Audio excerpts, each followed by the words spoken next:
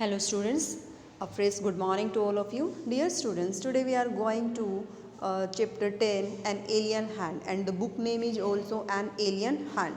And this is the last chapter of this book, An Alien Hand. Before you read, जैसा कि an means तो article होता है, हम एक के लिए यूज करते हैं, alien means foreign and hand means hand, एक विदेशी हाथ, एक एलियन हैंड. तो बिफोर यू रीड पहले हम पढ़ते हैं. Have you heard of the Viking mission to Mars? क्या आपने विकिंग मिशन टू मार्स का नेम सुना है? The National Aeronautics and Space Administration, NASA जिसको हम बोलते हैं. नासा की फुल फॉर्म क्या हो जाएगी यहाँ पे? The National Aeronautics and Space administration. Viking mission to Mars was composed of two spacecraft, Viking first and Viking second, each consisting of an orbiter and a lander. The primary objective were to obtain images and samples of the Martian surface and soil and search for an possible signs of life. इन दोनों का main जो primary जो objective है वो क्या है कि image obtain करना, कलेक्ट करना, सैंपल कलेक्ट करना मार्टिन सरफेस के, वहाँ की सोइल, वहाँ के ये चीज़ देखने के लिए कि क्या लाइफ के साइन है, वहाँ पे लाइफ पॉसिबल है.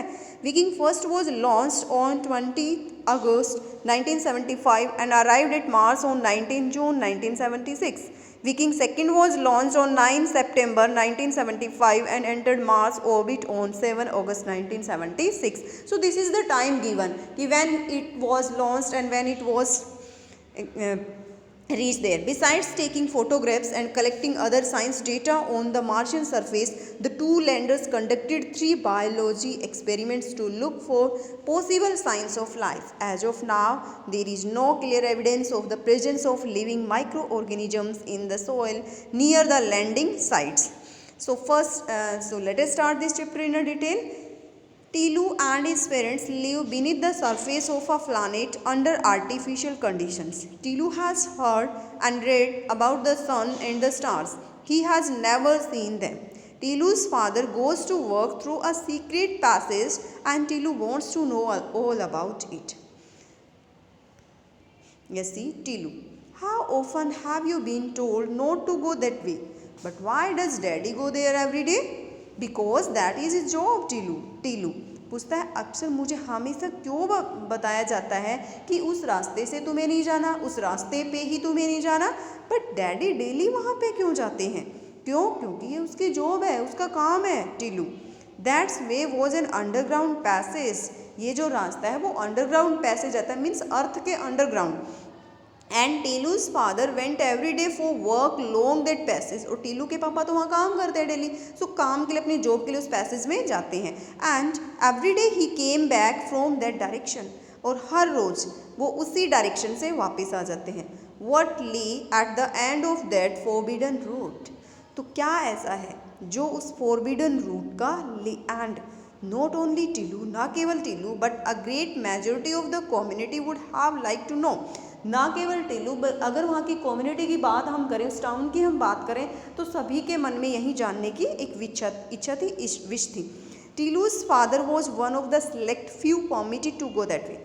अब उनमें से भी जो वहाँ पे जो एम्प्लॉयर्स होते हैं, जो काम करने वाले थे, उनमें से भी कुछ सिलेक्टेड बंदे ही परमिट किए जाते हैं उस रास्ते पे जाने के लिए. So the above conversation invariably took place between Tilu and his mother whenever he insisted on following his father. ये जो ऊपर की जो कॉन्वर्जेशन है वो किसके बिटवीन हो रही है? टीलू और उसकी मदर के बीच में. और वो हमेशा इंसिस्ट करता है, फोर्स करता है कि मैं अपने पापा का फॉलो करूँगा. I want to go that passage. Today, as however was different, Tilu's father was enjoying a siesta at home. क्या हुआ? एक डिफरेंट हुआ. क्या डिफरेंट हुआ? कि टीलू के पापा एंजॉय कर रहे थे अ सिएस्टा. सिएस्टा एक मीनिंग होता है शॉर्ट रेस्ट और नैप आफ्टर लंच. जब हम लंच के बाद थोड़ी बहुत देर के लिए रेस्ट करते हैं तो that is called siesta. And so what different, Tilu's father was enjoying a siesta at home and Tilu managed to get hold of his security card. और टीलू को मैनेज कर लिया, जैसे तैसे करके उसने अपने फादर का security card. Then evading his then evading his watchful mother's eye, बचता हुआ, इवेडिंग मीन्स बचता हुआ, वो अपनी मदर की आईज से बच करके Tillu made his way to the forbidden passage, वो जो नेम गिवन था फॉरबिडन पैसेज, वो उस रास्ते पे चला जाता है। A metal door barred his entry but Tillu had watched his father slip that magic card into a slot. Metal जो डोर था वो बैर किया हुआ था एंट्री के लिए, बैर, किसी को कोई एंट्री नहीं थी, बट टिल्लू के तो पास क्या था, उसके फादर का स्लिप थी, मैजिक कार्ड था उस स्लॉट के लिए। ही डिड द सेम, उसने भी वैसा ही किया। And the door open noiselessly, बिना कोई नॉइज के डोर ओपन हो गया। A valid passage seem to beckon him, valid mean एक बिल्कुल अच्छा सा पैसेज था जो कि उसको कॉल कर रहा था, बैकोन कर रहा था, ऐसा लग रहा था उसको। Snatching the card which had come out of another slot in the wall, जैसे स्नैचिंग मीन्स ऐसे खींचते हुए, स्नैच करते हुए कार्ड को दूसरे स्लॉट से वॉल में, Tillu started is March along a gentle upward slope for the passage led from the underground habitat to the surface of the planet. Tillu looked forward to seeing the sun, Tillu की बड़ी ही look forward किया, तो बड़ा ही बहुत ज़्यादा से बेसब्री से किसी चीज़ को देखने का मन करता है ना, तो वो उसका भी सन को बड़ा देखने, if it was a day time, अगर ये डे टाइम था, stars if it was night about which he had heard and read so much, but alas that was not to be. Tilu had underestimated the security arrangements, जैसे ही वो under estimate कर रहा था, वहाँ पे देख रहा था सिक्योरिटी अरेंजमेंट्स को, तो invisible mechanical devices had already detected, वहाँ पे जो इनविजिबल जो मैकेनिकल डिवाइसेज थी, कुछ इनविजिबल क्या था, जो क्लियरली हम नहीं देख पाते हैं, वो पहले से डिटेक्टेड थी, डिटेक्टेड मीन्स फाइंड आउट थी। Photographed the small intruder, send his picture to the central bureau where it was thoroughly check, and before he had advanced 10 paces a strong hand fell heavily on his shoulder. Gently but firmly he was escorted by the security staff back home. लेकिन जैसे तैसे करके उसको बचा लिया गया, जो security staff के जो मेंबर्स थे वो उसको घर ले आए। And angry mother, एनेक्सियस and angry mother, उसकी मदर थी बहुत ज़्यादा एंग्री हो रखी थी और वरी हो रखी थी, चिंतित हो रखी थी। While he was being scolded, जैसे ही उसको डांटा गया, he received help from an unexpected quarter. Let me explain to him darling, आज मुझे इसको एक्सप्लेन करने दो। Said his father who had just got up, जो कि अभी उठे ही थे, उन्होंने कहा if he is properly briefed, अगर वो प्रॉपरली ब्रीफ होता है टोल्ड, अगर ध्यान से सुनता है तो मैं उसको प्रॉपरली बता दूँ, he will not do such a thing again, तो अगर वो मैं उसको अच्छे से बता दूंगा या बता दिया होता ना, तो वो इस तरह से दोबारा कभी नहीं करेगा। ही स्टार्टेड टू एक्सप्लेन, और उसने एक्सप्लेन करना शुरू कर दिया। लिसन, सुनो Tilu, I work on a surface where an extraordinary persons can't survive, मैं उस सरफेस पे काम करता हूँ जहाँ पे हम जैसे कॉमन ऑर्डनरी पीपल्स हैं वो काम नहीं कर सकते, सर्वाइव नहीं रह सकते, because the air is too thin to breath, वहाँ के जो एयर है वो बहुत ज़्यादा थिन है ब्रेथ के लिए, यूजफुल नहीं है वो। Where the temperature is so low that you would freeze to death, तो तुम वहाँ पे क्या है कि फ्रीज हो जाओगे और मौत को मिल जाओगे। But daddy how do you manage to survive, लेकिन आप कैसे मैनेज करते हो जीवित रहने के लिए वहाँ पे?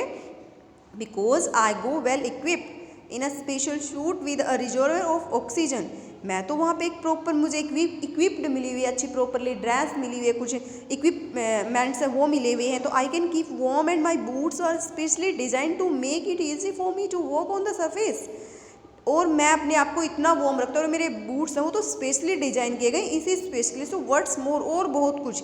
आई have been train to survive and work on the surface, और मुझे ट्रेनिंग भी मिली है इसके लिए कि मुझे किस तरह से इस सरफेस पे जीवित रहना है। There was a time when our forefathers lived on the surface quite naturally, लेकिन कभी एक ऐसा टाइम भी था जब हमारे फोरफादर्स कौन थे? जो हमारे पूर्वज थे वो रहते थे naturally. Indeed they did so for millions of years, but now times have changed. The very sun which had provided us with sustenance turned hostile. It changed only slightly, but the change was sufficient to upset the balance of nature on this planet.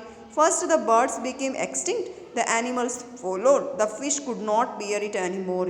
We managed to survive only because of our superior technology, but we were forced to live underground under artificial conditions. सबसे पहले अगर हम birds की बात करें तो birds हैं वो बिकेम एक्सटिंक्ट मीन्स उनकी जो प्रवृत्ति है वो बिल्कुल गायब हो गई। एनिमल्स फॉलोड, फिश हैं वो बियर नहीं कर पाती यहाँ पे ज़्यादा, हम सब ने मैनेज किया, क्योंकि हमारे पास सुपीरियर टेक्नोलॉजी है। But we were force to live, लेकिन हमें फोर्स किया जाता है अंडरग्राउंड रहने के लिए इन आर्टिफिशियल कंडीशंस के साथ। सो थैंक्स टू, हम किसको थैंक्स करना चाहेंगे, सोलर एनर्जी को। So we can generate sufficient power to make our life, इसलिए हमें क्या जनरेट करना पड़ता है, सफिशिएंट पावर जनरेट करनी पड़ती है अपनी लाइफ को कंफर्टेबल बनाने के लिए। But the mechanics which make this possible must always be in good working condition. Some of them are on the surface. I belong to the team whose responsibility it is to keep watch on them and service them. So my dear students, आज हम इतना ही करेंगे. I hope you will listen this video carefully. So thank you. Have a nice day, dear students.